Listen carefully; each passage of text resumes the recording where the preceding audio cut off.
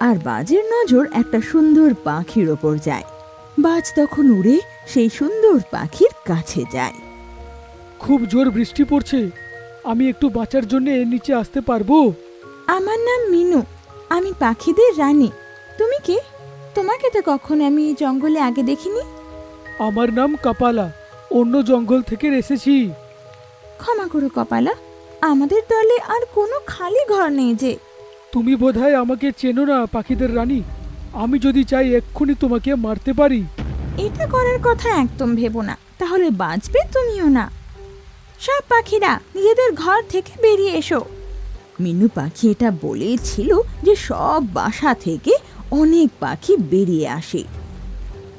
কপালাবাজ, আমাদের জঙ্গলে সব পশু পাখিরা মিলেমিশে থাকে, তাই এখানে দাদাগিরি দেখানোর সামান্য চেষ্টা করো না। চুপচাপ এখান থেকে চলে যাও, না হলে অকারণে মারা যাবে। এত পাখিকে দেখে কপালাবাজ সেখান থেকে চুপচাপ চলে যায়।